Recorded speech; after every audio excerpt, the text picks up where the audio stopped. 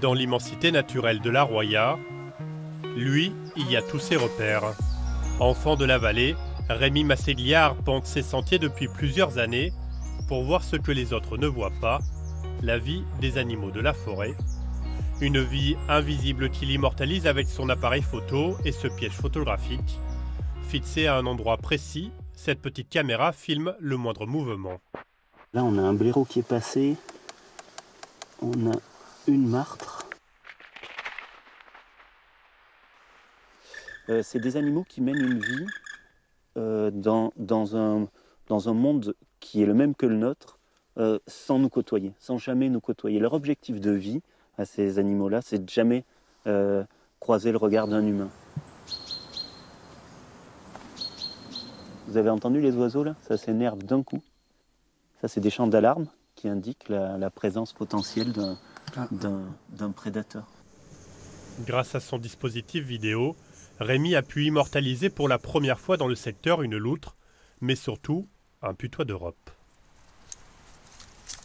C'est un animal qu'on pensait ne pas être présent dans le département, complètement absent sur des kilomètres, des dizaines et des dizaines de kilomètres à la ronde. Et ça, c'est vraiment une découverte scientifique. Depuis 6 ans, le réalisateur passe toutes ses journées dans ces forêts. Un terrain qu'il connaît comme sa poche et qu'il parcourt depuis qu'il est tout petit, en compagnie de son père et de ses 2 sœurs. Oui, ça c'est génial parce que sur cette photo, mon père a mon âge aujourd'hui. Ce que j'ai remarqué assez rapidement, c'est que sa paire de chaussures, c'était une paire de chaussures coquées en plastique avec un chausson à l'intérieur. Et quand j'étais gamin, ça me faisait vraiment rêver, ces chaussures de montagne. Le problème avec Rémi, c'était de le surveiller parce que quand on marchait sur le sentier, de suite, il s'échappait pour aller voir un animal, une marmotte. Un jour, on a eu une petite surprise comme ça.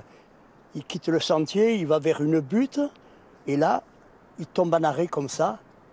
Et il se retrouve en face d'une vipère aspic qui était dressée sur sa queue, en face de lui.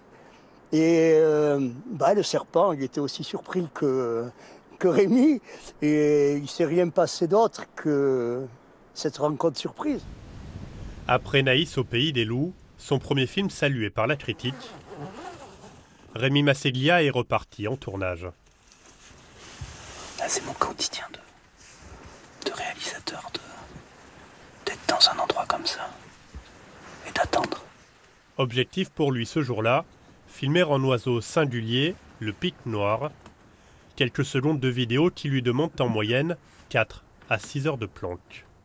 Dans le film, c'est un des personnages principaux, c'est un petit peu le roi fou de ces forêts. C'est lui qui crée de l'habitat pour une multitude d'espèces. En fait, il a une frénésie, il construit des loges dans du bois. Donc c'est un nid du diamètre d'une balle de tennis à peu près. Il y a une trentaine d'espèces qui peuvent vivre à l'intérieur de ces nids. Donc c'est une espèce parapluie qui permet le développement de la biodiversité dans ces espaces-là.